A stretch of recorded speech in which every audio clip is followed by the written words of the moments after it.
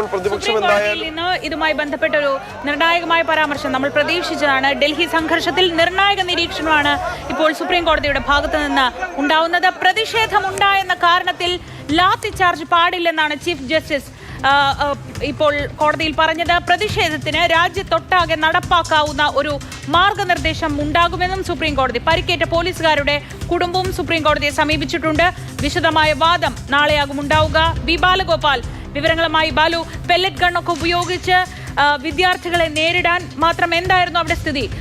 ഒരു അക്രമത്തിലേക്ക് കാര്യങ്ങൾ പോവുകയാണെങ്കിൽ, അല്ലെങ്കിൽ സംഘർഷത്തിലേക്ക് കാര്യങ്ങൾ പോവുകയാണെങ്കിൽ അവിടെ ഒരു പ്രോട്ടോകോൾ വേണം. എങ്ങനെയാണ് ഇവരെ സമരക്കാരെ കൈകാര്യം ചെയ്യേണ്ടത് എന്നത്. അങ്ങനെ ഒരു പ്രോട്ടോകോളിലേക്ക് കാര്യങ്ങൾ പോകുമോ? ശ്രീജ, വളരെ നിർണായകമായ നിരീക്ഷണങ്ങളാണ് സുപ്രീം കോടതി ചീഫ് ജസ്റ്റിസ് സൂര്യകാന്തിന്റെ അധ്യക്ഷതയിലുള്ള ബെഞ്ചിൽ നിന്നിപ്പോൾ ഉണ്ടായിരിക്കുന്നത്. അതിൽ ചീഫ് ജസ്റ്റിസ് സൂര്യകാന്ത് തന്നെ പറഞ്ഞിരിക്കുന്നത് സമാധാനപരമായ പ്രതിഷേധത്തിനുള്ള അവകാശം ഭരണഘടന പൗരന് ഉറപ്പ് നൽകുന്നുണ്ട് എന്നതാണ്. ഈ സമാധാനപരമായ ഈ പ്രതിഷേധങ്ങൾ നടത്താനുള്ള അവകാശം ഏതൊരാൾക്കും ഇന്ത്യൻ ഭരണഘടന ഉറപ്പ് നൽകുന്നുണ്ട് എന്നും അത് നിഷേധിക്കാനാകില്ല എന്നും ചീഫ് ജസ്റ്റിസ് വ്യക്തമാക്കുകയും ചെയ്തിട്ടുണ്ട്. കേവലം ഒരു പ്രതിഷേധത്തിനിടയിൽ ചെറിയ സംഘർഷമൊക്കെ ഉണ്ടായി എന്നുള്ള കാരണത്താൽ അവിടെ ലാത്തി ചാർജ് നടത്തുന്നത് അനുവദിക്കാൻ വേണ്ടി കഴിയില്ല, അത് അംഗീകരിക്കാൻ വേണ്ടി കഴിയില്ല എന്ന സുപ്രധാനമായ നിരീക്ഷണവും ചീഫ് ജസ്റ്റിസ് ഈ കേസ് പരിഗണിക്കുന്നതിനിടയിൽ നടത്തുകയും ചെയ്തിട്ടുണ്ട്. ഈ ഡൽഹിയിലെ ഈ വിദ്യാർത്ഥികൾക്ക് നേരെ നടന്ന പോലീസ് അതിക്രമവുമായി ബന്ധപ്പെട്ടാണ് പരിഗണിക്കുന്നതിനിടയിലാണ് സുപ്രീം കോടതിയിൽ നിന്ന് അതിനിർണായകമായ ഈ നിരീക്ഷണങ്ങൾ ഇപ്പോൾ ചീഫ് ജസ്റ്റിസിന്റെ അധ്യക്ഷതയിലുള്ള ബെഞ്ചിൽ നിന്ന് ഉണ്ടായിരിക്കുന്നത്. ഈ കേസിൽ പരിക്കേറ്റ പോലീസുകാരുടെ കുടുംബാംഗങ്ങളും സുപ്രീം കോടതിയെ സമീപിച്ചിട്ടുണ്ട്. അവർ പ്രധാനമായും ആവശ്യപ്പെട്ടിരിക്കുന്നത് ഇതിൽ ഇക്കാര്യം, അതായത് തങ്ങളെ സംബന്ധിച്ചിടത്തോളം ഈ വിഷയത്തിൽ വിശദമായ ഒരു പരിശോധന കോടതിയുടെ ഭാഗത്ത് നിന്നുണ്ടാകണം. ഡ്യൂട്ടിക്കിടയിൽ തങ്ങളുടെ കുടുംബാംഗങ്ങൾക്ക് നേരെ വലിയ തോതിലുള്ള അക്രമങ്ങൾ ഉണ്ടായി എന്നൊക്കെയാണ് ഈ പോലീസുകാരുടെ കുടുംബാംഗങ്ങൾ സുപ്രീം കോടതിയിൽ നൽകിയിരിക്കുന്ന ഈ ഹർജിയിൽ ചൂണ്ടിക്കാണിച്ചിരിക്കുന്നത്. ഇതിൽ കോടതി ഈ വിഷയം പരിഗണിക്കവേ ജസ്റ്റിസ് ജോയ്മാല ബാഗ്ചി, അതായത് ചീഫ് ജസ്റ്റിസിനോടൊപ്പം ഈ ബെഞ്ചിലുണ്ടായിരുന്ന ജസ്റ്റിസ് ജോയ്മാല ബാഗ്ചി ഈ പോലീസുകാർക്കെതിരെ ഉണ്ടായ അക്രമങ്ങളും നീതീകരിക്കാൻ വേണ്ടി കഴിയില്ല എന്ന് പറഞ്ഞു. എന്തുകൊണ്ടാണ് അങ്ങനെ അക്രമങ്ങൾ ഉണ്ടായതെന്നും അതിന് അവർക്ക് വേണ്ടത്ര സുരക്ഷ എന്തുകൊണ്ട് നൽകിയില്ല എന്നതിനെ സംബന്ധിച്ചും കേന്ദ്ര സർക്കാരിനോട് വിശദീകരണം തേടുമെന്നാണ് ഇപ്പോൾ ജസ്റ്റിസ് ജോയ്മാല ബാഗ്ചി വ്യക്തമാക്കുകയും ചെയ്തിരിക്കുന്നത്. ഈ രാജ്യത്തെ സമരങ്ങളെ സംബന്ധിച്ചിടത്തോളം ഒരു പ്രോട്ടോകോൾ അനിവാര്യമാണ് എന്ന നിരീക്ഷണവും ചീഫ് ജസ്റ്റിസ് നടത്തിയിട്ടുണ്ട്. അതായത് എങ്ങനെയാണ് സമരം, എവിടെയാണ് സമരം, പ്രതിഷേധിക്കാനുള്ള ഭരണഘടന നൽകുന്ന അവകാശങ്ങൾ എവിടെ വിനിയോഗിക്കാം തുടങ്ങിയ കാര്യങ്ങളിലൊക്കെ വിശദമായ ഒരു പ്രോട്ടോകോളിന്റെ ആവശ്യമുണ്ട് എന്നും ചീഫ് ജസ്റ്റിസ് നിരീക്ഷിക്കുകയും ചെയ്തിട്ടുണ്ട്. ഈ ഹർജിയിൽ നാളെ വിശദമായി വാദം കേൾക്കണമെന്നാണ് ഇന്ന് സോളിസിറ്റർ ജനറൽ തുഷാർ മേത്ത കോടതിയിൽ ആവശ്യപ്പെട്ടത്.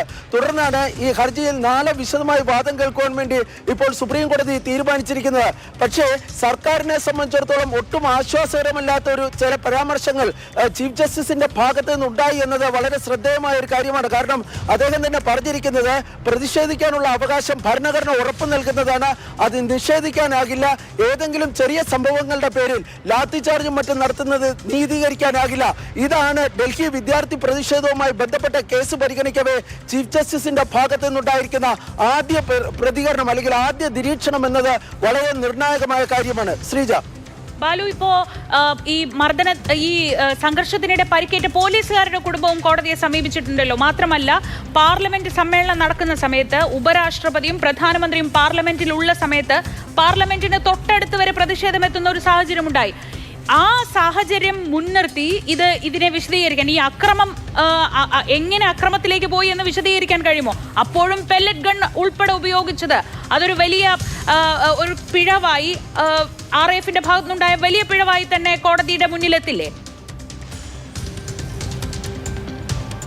ശ്രീജ, ഇത് സുപ്രീം കോടതി ഈ കേസിൽ വിശദമായ വാദം കേൾക്കലൊന്നും ഇപ്പോൾ നടത്തിയിട്ടില്ല. സുപ്രീം കോടതിയിൽ പ്രാഥമികമായി തന്നെ ഇത് എടുത്തപ്പോൾ ഈ പോലീസുകാരുടെ കുടുംബാംഗങ്ങൾ കോടതിയിൽ എത്തിയിട്ടുണ്ട്. തങ്ങളുടെ വാദം കൂടി കേൾക്കണമെന്ന് അവർ കോടതിയിൽ ആവശ്യപ്പെടുകയും തുടർന്ന് എല്ലാ ഹർജികളും ഒന്നിച്ച് നാളെ കേൾക്കണമെന്ന് കേന്ദ്ര സർക്കാർ സുപ്രീം കോടതിയിൽ ആവശ്യപ്പെടുകയും ഒക്കെയാണ് ഉണ്ടായത്.